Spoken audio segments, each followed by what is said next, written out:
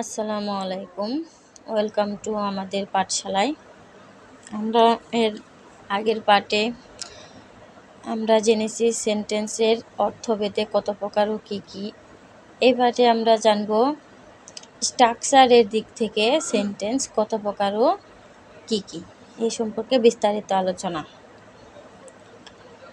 যারা পার্ট 1 দেখো নাই তারা অবশ্যই পার্ট 1টা দেখে নেবে তোমাদের সুবিধার জন্য।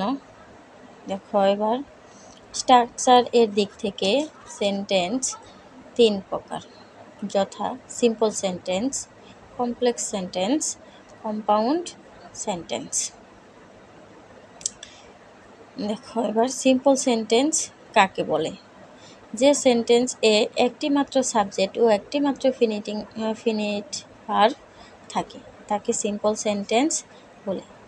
তার মানে কি থাকবে? একটা সেন্টেন্সে একটা মাত্র সাবজেক্ট থাকবে আর একটা মাত্র ফিনিট ভার্ব থাকবে, তাকেই কি বলবে? Simple sentence. যেমন দেখো, দ্য বয়েজ প্লে ফুটবল।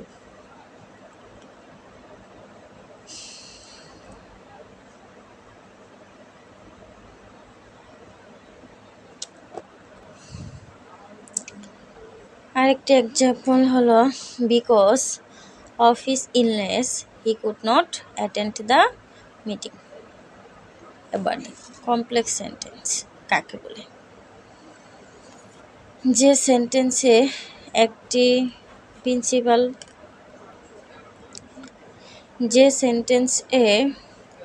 একটি প্রিন্সিপাল কেস এবং এক বা একাধিক সাবকোঅর্ডিনেট কেস থাকে তাকে কমপ্লেক্স সেন্টেন্স বলে। দেখো, সাবকোঅর্ডিনেট সেন্টেন্স চিনার কিছু ওয়ার্ড আছে। এগুলো শুরুতে সাধারণত কি থাকে? If, though, although, as, because, since, so that. That, until, till, unless, when, who, how, which, where, before, after, whether, while, বসে। দেখো, একটি উদাহরণের মাধ্যমে আমরা আরও সহজভাবে বোঝার চেষ্টা করি। দেখো, although he is rich, he is honest। এবার দেখো, আমরা কম্পাউন্ড সেন্টেন্স সম্পর্কে জানি। যে সেন্টেন্স এ একাধিক principal case and, but, or, wait, and, so, therefore ইত্যাদি কোঅর্ডিনেটিং কনজাংশন দ্বারা যুক্ত হয় তাকে কম্পাউন্ড সেন্টেন্স বলে। যেমন, he is rich but he is honest. Read or you will fail. এবার দেখো, তোমাদের জন্য হোমওয়ার্ক হলো, তোমরা আমাকে কয়েকটি এক্সাম্পল দেবে।